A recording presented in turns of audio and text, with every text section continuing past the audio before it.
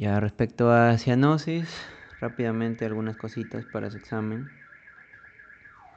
Vamos a poner a cargar el iPad. Ya. Primero que la cianosis se define como la coloración azulada o lívida de la piel. Ya, azulada, piel, y no solamente la piel, sino también las mucosas. Ya. ¿Y por qué se genera esa coloración azulada? Porque aumenta la hemoglobina desoxigenada. ¿Ya?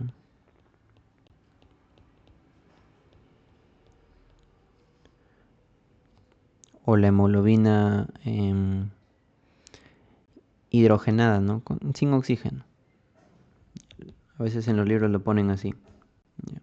HBH. Entonces aumenta esa hemoglobina, se deposita en los tejidos y colorea a la piel así. ¿Ya? Pero normalmente aparece cuando la concentración de esa hemoglobina desoxigenada es mayor a 4 gramos por decilitro en los tejidos. Entonces este valor, acuérdense. Esa es definición de cianosis. ¿Ya? Coloración azulada de la piel por aumento de la hemoglobina desoxigenada en una cantidad mayor a 4 gramos por decilitro.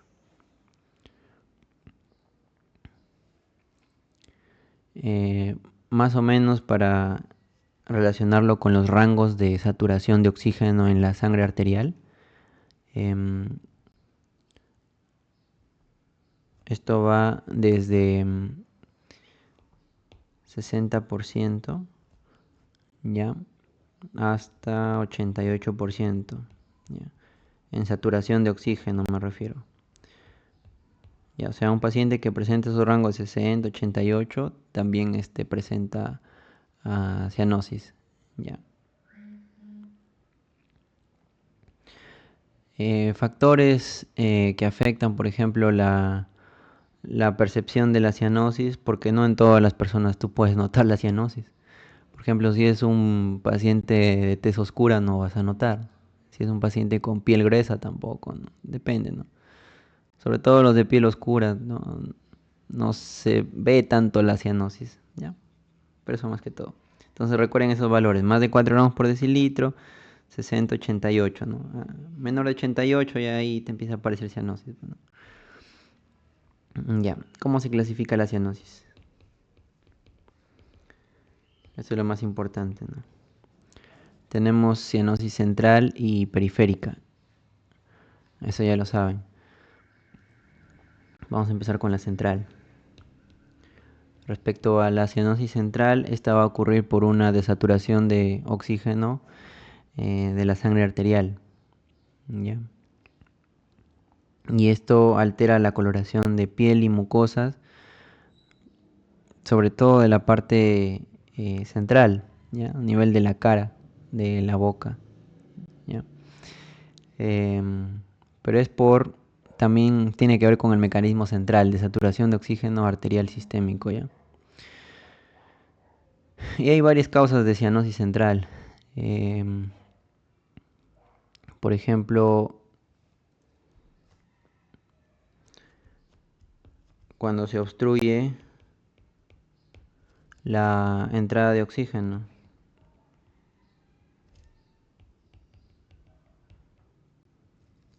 Por una epiglotitis,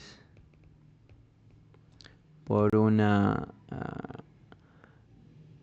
por un croup también, el asma, eso causa cianosis central, un enfisema,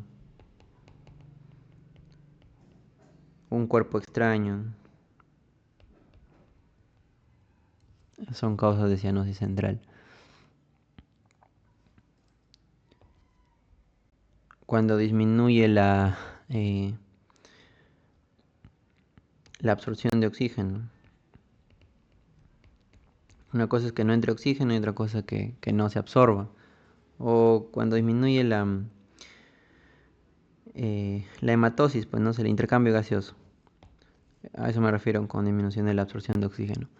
Y eso pasa, por ejemplo, en la fibrosis pulmonar, ¿no? Se altera la membrana hematoalveolar, se engrosa.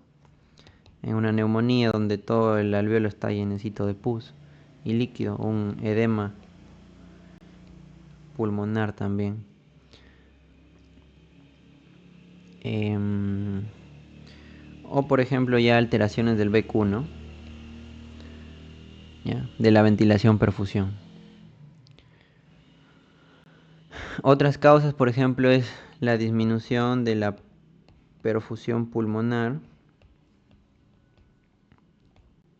¿Ya? Disminuye la perfusión de los pulmones.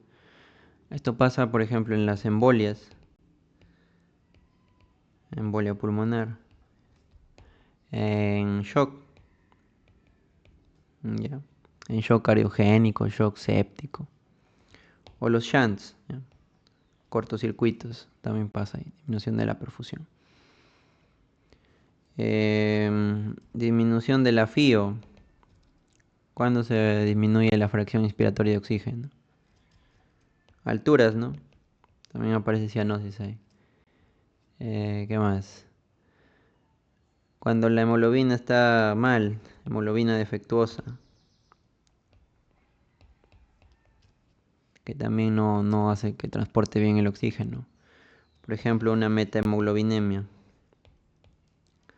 Metahemoglobinemia. Cuando hay metahemoglobinemia por intoxicación por anestésicos locales, ¿no? Por ejemplo, procaína, ¿no? Procaína puede causar metahemoglobina. Lidocaína también. Ya. Y en general hemoglobinopatías. Esa es cianosis central. Cianosis periférica.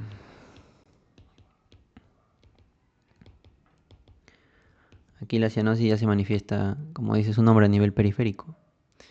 Ahí no es tanto por causas centrales, ¿no? Por ejemplo, por oxígeno, por pulmones, no es tanto por eso la cianosis periférica. No por altura, no tiene mucho que ver con la alteración del intercambio de oxígeno. Ahí más tiene que ver con la disminución del flujo sanguíneo, ¿ya? Entonces la cianosis periférica, disminución de flujo sanguíneo. A nivel periférico, bueno, sobre todo. Porque que se afecte la parte central por disminución de flujo sanguíneo no pasa, pues no pasa eso. ¿Ya? Entonces, si se altera tu flujo sanguíneo, te va a dar cianosis periférica.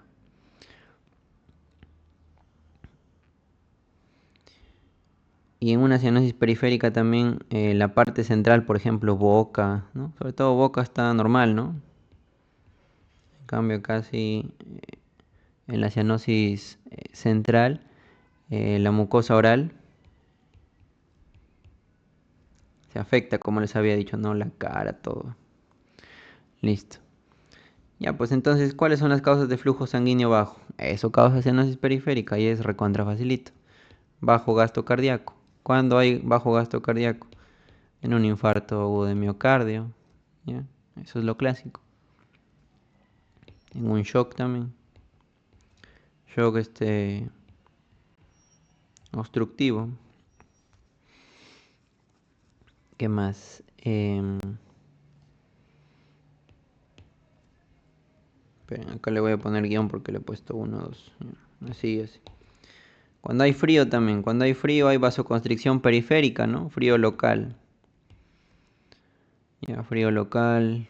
Y esto genera vasoconstricción, ¿no?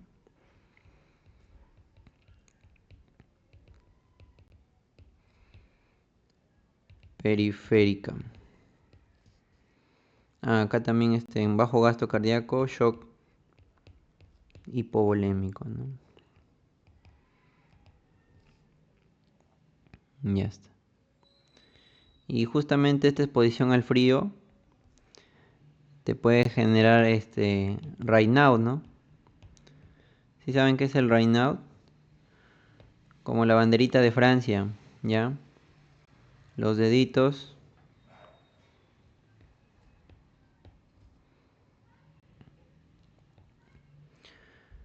Primero hay una vasoconstricción, ya un vasoespasmo que genera palidez. Después hay cianosis. Y después se enrojecen los dedos, ¿no? Rojos. Blanco, azul, rojo, ¿no? Como la bandera de Francia. Blanco, azul y rojo. Ese es Raynaud. Y en ese sentido va pálido, azul y rojo. Ya.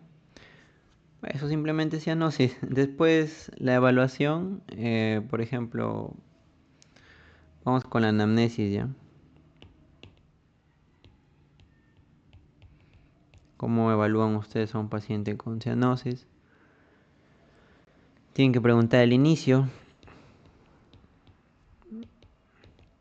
¿Cuándo apareció? Si es reciente o siempre ha sido así, ¿no? Desde el nacimiento quizás, ¿no? Por ejemplo, si es desde el nacimiento... Uy, se acaba el lapicito. Causa de cianosis desde el nacimiento. Alguna cardiopatía congénita, ¿no? Uy, ya. Causa de... el inicio, si es congénito, por ejemplo, como les decía. Puede ser, por ejemplo, en una tetralogía de Fallot.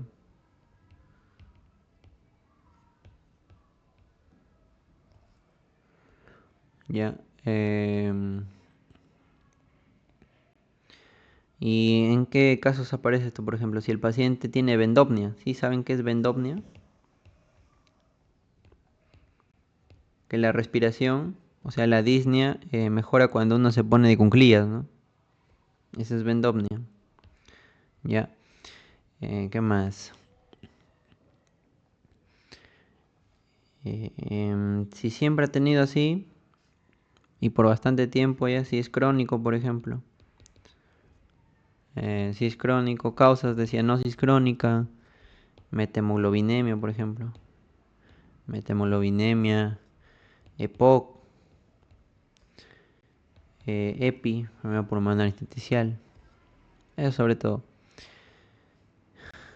Agudo, si es un inicio agudo de la cianosis, puede ser por un infarto agudo de miocardio, ¿no? Un neumotórax, ¿ya? Un TEP, tromboembolismo pulmonar, neumonía, esas son causas agudas. Obstrucción de la vía aérea superior, ¿ya? Obstrucción de la vía aérea superior. De ahí el paciente puede estar totalmente asintomático, ¿ya? Totalmente asintomático. Puede presentar síntomas, ¿no? Como asociados al, por ejemplo, cianosis más dolor torácico, con disnea, ¿no? Ahí tienen que buscar causa cardíaca o alguna causa pulmonar, pues, ¿no? De ahí buscan factores de riesgo en el paciente también. Lo mismo que ya hemos visto en la patología respiratoria anterior, tabaquismo, hiperlipidemia, asma, ¿ya? Obesidad, eso. Buscan siempre eso. Si tiene fiebre, tos, el dolor torácico, porque puede ser muchas causas, ya dolor torácico vamos a ver después también. Antecedentes familiares, por antecedentes familiares también preguntan, pues, ¿no? Sobre todo por la parte congénita, ¿no? Ahí preguntan eso. Antecedentes familiares, ¿no? Quizás alguno ya tiene enfermedad, alguna hemoglobinopatía, ¿no? Ya está. Eh, Eso con respecto a la anamnesis. Respecto al examen físico, vamos a ponerlo por acá. Examen físico de la cianosis. Lo mismo, signos vitales, por ejemplo, si encuentras, por ejemplo, taquicardia con cianosis, es como un mecanismo de compensación del cuerpo, ¿no? El paciente puede estar sufriendo un shock, ¿ya? Todos los shocks tienen taquicardia, excepto hay un shock que no tiene taquicardia. ¿Cuál será ese shock? Shock neurogénico. Pregunta de examen, ¿ya? El shock neurogénico se acompaña de bradicardia. Ya. Aunque me salen unos gallitos por momentos. Ya tengo la pertusis. Ya, shock neurogénico, bradicardia, ¿ya? El resto de shock tienen taquicardia. Puede ser eso, ¿no? ¿Qué más? La presión arterial, pues no sé si está hipotenso también. También puede ser algún signo de shock, ¿no? La hipotensión. Por ejemplo, si hay estridor, obstrucción de la vía aérea superior, ¿no? No se olviden esa parte. En el cuello buscar distensión venosa siempre, ¿no? No se olviden de la distensión venosa. Ya hemos explicado las ondas de pulso venoso nuevamente. No se olviden de revisar esa parte. A la auscultación del tórax, ¿no? Si encuentran cianosis sumado a estertores, por ejemplo, o crepitantes, edema, ¿no? A sibilantes, ¿no? Un asma, por ejemplo. ¿Ya? O si no encuentran el murmullo vesicular, neumotórax, neumonía, ¿no? Asociado a cianosis. En corazón buscan soplos, arritmias, ¿ya? Tercer, cuarto ruido, ¿no? Eso buscan. Por ejemplo, el tercer ruido, ¿cuál es ese ruido? ¿En dónde aparece? Llenado rápido, ¿no? Y el cuarto ruido aparece en la sístole auricular. El tercer ruido es fisio y pato, ¿no? Y el cuarto siempre es patológico. ¿Ya? Fisiológico, el tercer ruido es en embarazadas, niños o en ejercicio extenuante, ¿no? Y patológico es en insuficiencia cardíaca. Igualito para acá, insuficiencia cardíaca, el cuarto ruido que siempre es patológico. También, aparte del corazón, el abdomen también pueden evaluar, ¿no? Quizás por ahí se ha roto un aneurisma y está cianótico ya también el paciente. Las uñas, nuevamente, ¿no? Por la presencia de acropaquias, ¿no?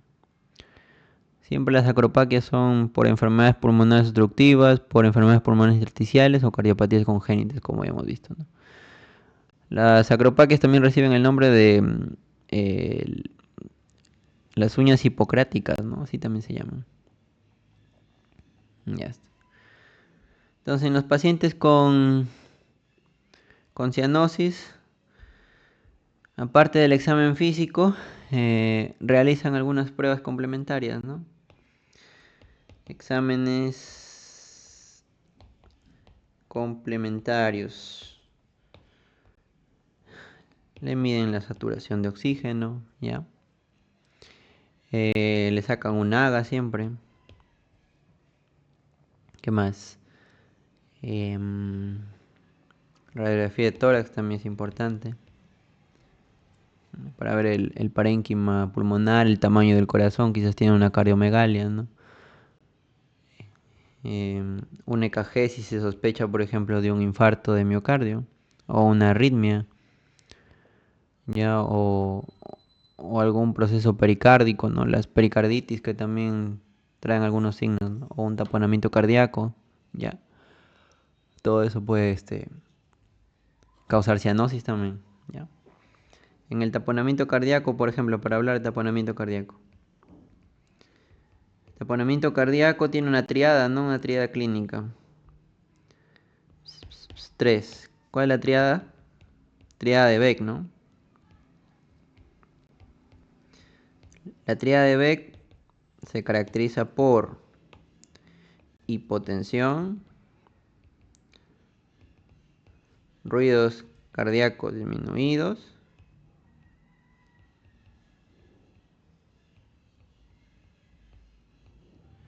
¿y qué más? ¿Cuál es el otro componente de la tríada de Beck? A ver si están por ahí todavía.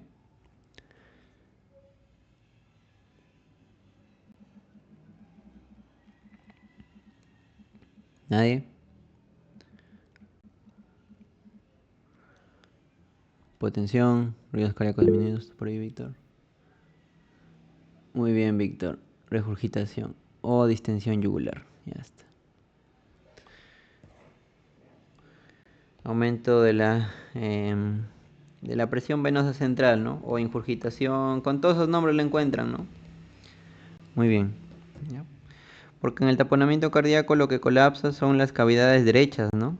Sí les he enseñado esa parte en algún momento, ¿no?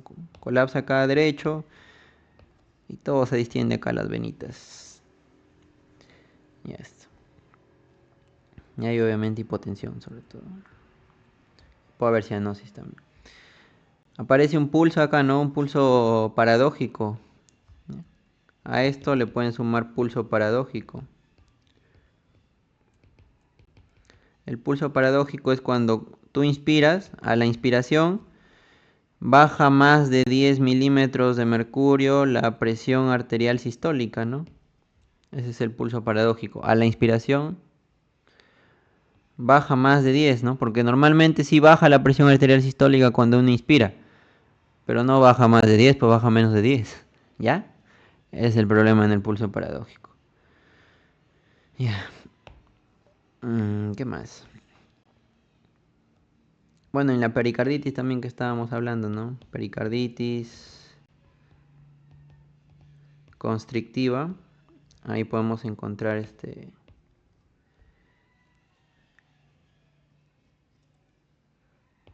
el signo de Kussmaul. Signo de Kussmaul, ¿ya? Que es cuando a la inspiración, cuando tú inspiras, eh, la presión venosa central, ¿no? La presión acá de las venas yugulares baja, ¿sí o no? Cuando tú inspiras. Pero el signo de Kussmaul es que en lugar de que baje la presión venosa central, aumenta. Ya, es el signo de Kussmaul que aparece en la pericarditis constrictiva. Vamos viendo un poquito ahí de cardiovascular, ¿ya? Eso sobre todo, ¿no? Y puedes pedir más pruebas, también puedes pedir ya pruebas un poco más complejas, ¿no? Como si sospechas más de patología cardíaca, un ecocardiograma, ¿no? ¿Para qué te sirve el ecocardiograma? El ecocardiograma evalúa paredes, válvulas y función cardíaca, ¿no? La función cardíaca la evalúa en base a la fracción de eyección, ¿no? Cuánta sangre de todo lo que le llega al corazón logra expulsar, ¿no? Esa es la fracción de eyección, que debe ser igual al volumen sistólico entre el volumen telediastólico, que es lo que le llega, ¿no? Esa es la fracción de eyección, que normalmente debe ser mayor a 55%, ¿no? En un corazón sano. Eso con el ecocardiograma lo sacan. De ahí pueden pedir tomografía de tórax, gammagrafía, tanta cosa que se puede pedir ya. Eh, ya está. De ahí otras cositas más de cianosis ya no se veían. Ya. No, creo que ya no. Eso es todo de cianosis. Bueno, también, no sé si se menciona algo más ya. Hay un término que es pseudocianosis. Pseudocianosis.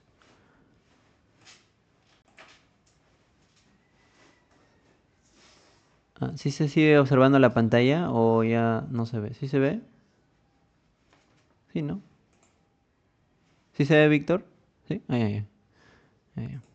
Ya. Pseudocianosis. Ya, la pseudocianosis es una condición que imita la cianosis, pero un poquito diferente, ¿no? Por ejemplo, la hemocromatosis.